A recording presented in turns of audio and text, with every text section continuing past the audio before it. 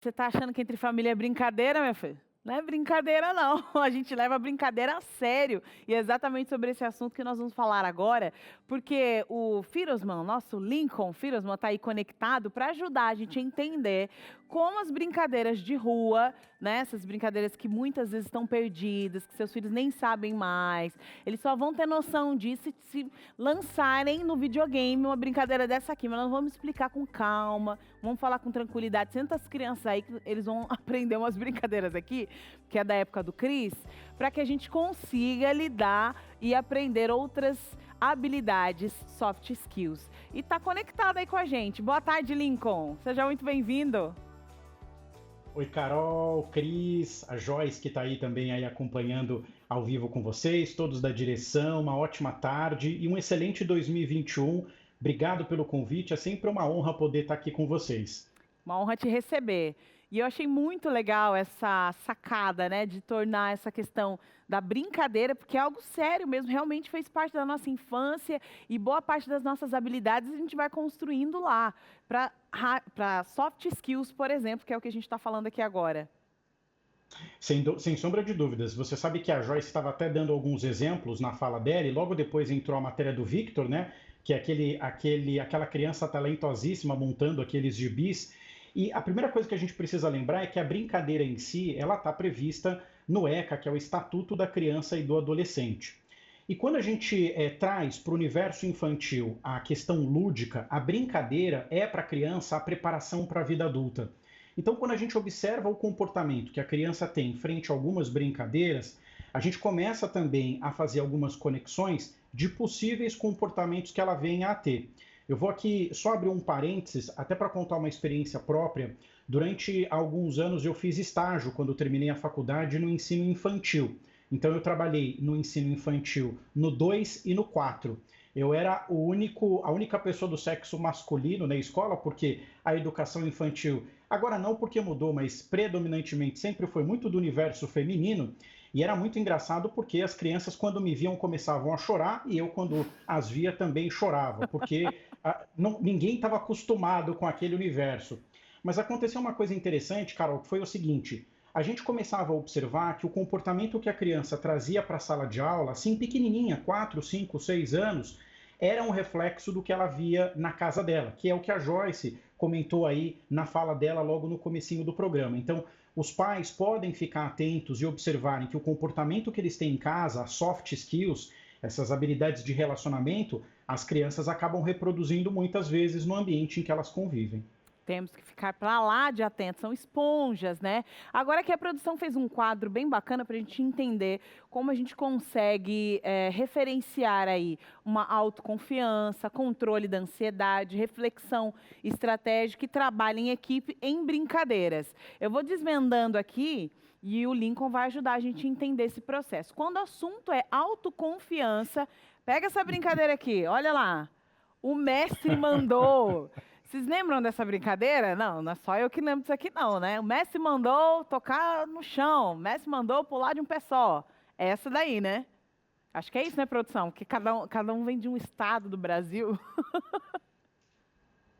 E Carol, a gente não pode dizer que essa brincadeira é da época do Cris, senão a gente vai criar uma saia justa aqui, porque a gente brincou também de O Mestre Mandou na infância, né? Mas olha só, a brincadeira Mestre Mandou, quando vocês relacionam com autoconfiança, por exemplo, é uma brincadeira muito interessante porque ela permite que a criança desenvolva algumas habilidades. E o que eu fiz para ajudar os pais que estão em casa?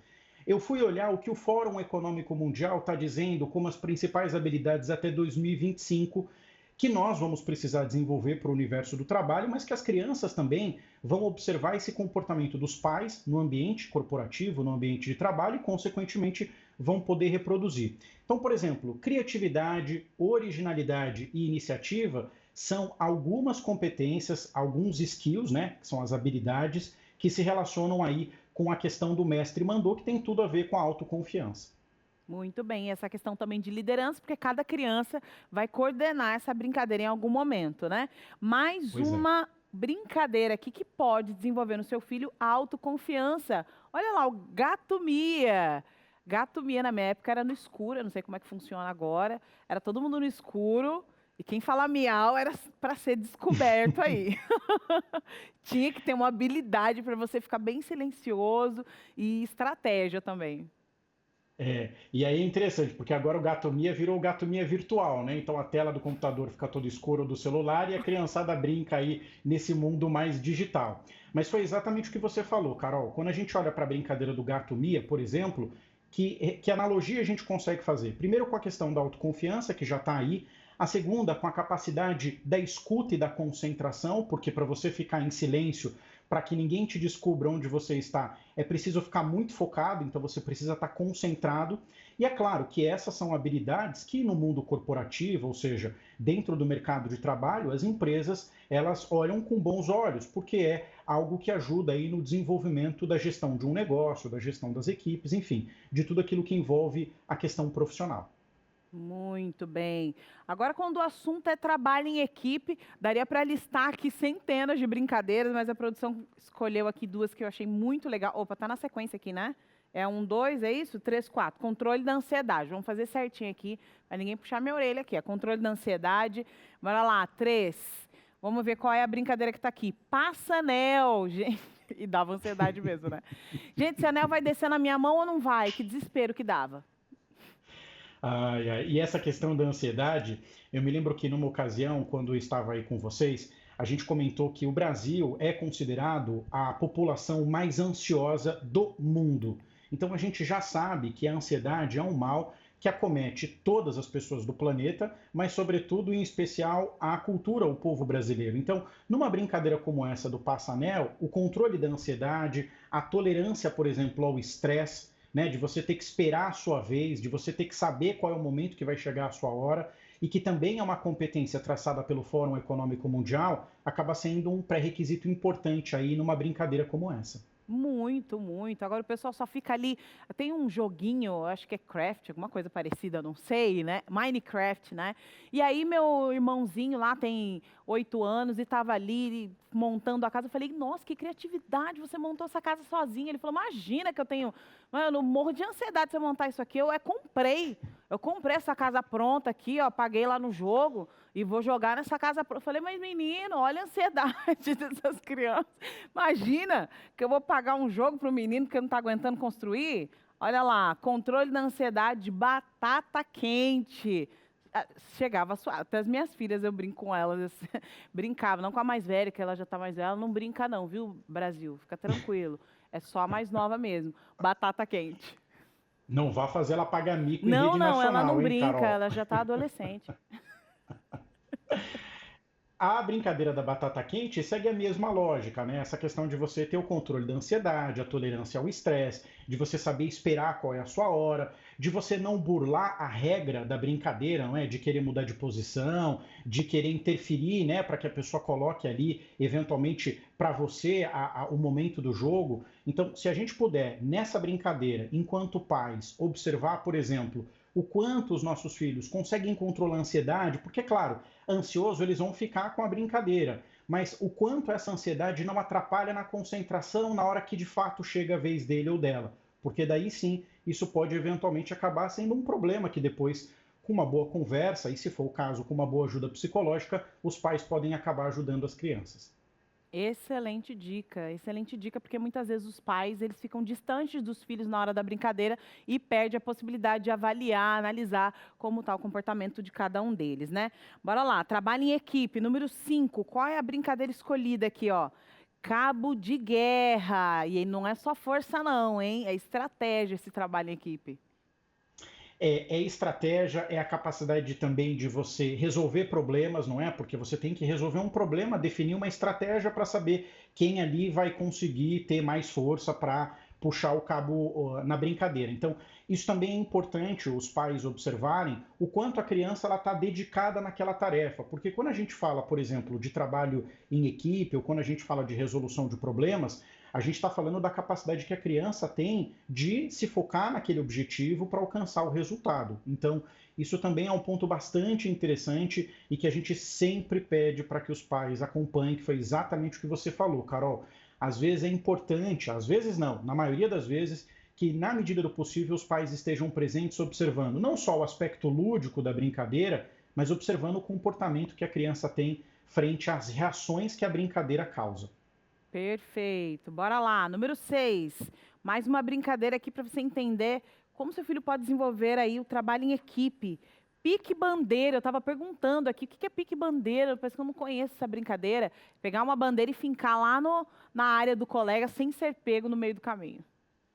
Pois é, e aí a gente está falando, por exemplo, de agilidade, né? De pensamento rápido, da capacidade de adaptação, né? Como é que você consegue se adaptar num cenário diferente em que você não pode ser pego. Então, a brincadeira de pique-bandeira também é uma excelente brincadeira para observar essa competência que vocês colocaram, que é o trabalho em equipe. E dentro do trabalho em equipe, uma coisa muito importante que a gente também deve observar é a capacidade de escuta da criança, não é? Ela está ouvindo ou ela está escutando? Porque às vezes ela não consegue prestar atenção e aí ela acaba só ouvindo e perde a oportunidade de interagir de forma mais dinâmica com os colegas ali no momento da brincadeira. Perfeito. Última habilidade para a gente discutir agora aqui é a reflexão estratégica. Isso é tão solicitado no mercado de trabalho. Esconde, esconde. Tá ali. É uma brincadeira aí nacional, se É. não mundial, né? Quem é que nunca brincou de esconde-esconde? E essa, cara, é uma das brincadeiras mais gostosas que tem, né? Porque você tem, além da capacidade da reflexão estratégica, ou seja, você tem que pensar qual é a melhor estratégia para você se esconder, mas você tem uma outra perspectiva da brincadeira, de quem é quem está ali, às vezes apoiado no muro, contando, né? Enquanto as demais crianças estão se escondendo. Mas, por exemplo, quem nunca, quando criança, ou fez ou viu algum colega fazer, enquanto está contando, deixar só um olho olhando para a parede e o outro olhando para quem está se escondendo. Então aí, por exemplo, a gente pode trabalhar a questão da ética, né? Será que é correto olhar para os colegas enquanto eles estão se escondendo? Se a regra da brincadeira é justamente você contar até 10, 20 ou 30 sem saber onde as pessoas estão? Então, burlar às vezes a regra da brincadeira pode também ser uma incidência interessante para o pai e para a mãe prestarem atenção no comportamento da criança. E muitas vezes a gente pode aproveitar o momento, entendeu? Sabe aquele momento que você fala assim, opa, cabe uma liçãozinha aqui, e bora conversar. Última situação aqui, olha, dança das cadeiras. Essa era gostosa demais, né? Dança das cadeiras. Acabou a música, quem sentou, sentou, quem não sentou, não senta mais e não adianta chorar. É. Aqui a gente pode fazer uma correlação com essas competências do Fórum Econômico Mundial que fala sobre liderança e sobre influência social. Então, quando você está ali na dança das cadeiras, ali, normalmente você está muito focado para sentar na cadeira. Então, você acaba não prestando atenção em mais nada. Mas a capacidade da criança, às vezes, em influenciar as demais que estão na brincadeira, definirem, por exemplo, uma estratégia, pode levar aquela criança ou aquelas crianças a terem um sucesso, um êxito maior no momento que a música parar de tocar. Mas aí vale de novo a mesma coisa. E aí um recado importante para os pais. Quando muitas vezes a criança é pequenininha e ela está na brincadeira da dança das cadeiras e ela é a primeira a sair, normalmente ela costuma chorar ou fica triste, né? Porque, é claro, ela queria continuar brincando e às vezes as crianças que estão lá são um pouco mais velhas. Então é importante nesse momento o pai e a mãe acolherem aquela criança e explicar que é uma brincadeira, que tem horas que você ganha, tem horas que você perde, mas que a gente precisa continuar torcendo para quem ficou na brincadeira. Ou seja, o espírito coletivo, a coletividade, ela precisa prevalecer para que o último a ser eliminado, ou seja, aquele que conseguiu ficar até o final, que ele receba um abraço, um aperto de mão daquela criança que saiu logo no começo e que essas interações aconteçam sempre em todas as brincadeiras. Excelente. Atenção, pais. Nada de falar assim, agora meu filho ele vai brincar e vai sentar nessa cadeira aqui, hein? Ele não sentou nessa cadeira. Também você está ensinando uma situação aí para o seu filho. Você quer aprender mais sobre esse assunto aí, voltado ao mercado de trabalho? Pois eu vou dar um spoiler aqui já, viu, Lincoln? Foi gravado uma série aqui com o Lincoln para lá de especial e em breve nós vamos transmitir essa série que foi produzida e gravada ali pelo nosso repórter Lucas Nascimento. Daqui a pouquinho vocês vão entender aí e também poder aplicar essas habilidades no mercado de trabalho. Lincoln, obrigada. Obrigado você, Carol, Cris, Joyce, todos aí da direção do programa. Um ótimo começo de final de semana para todos.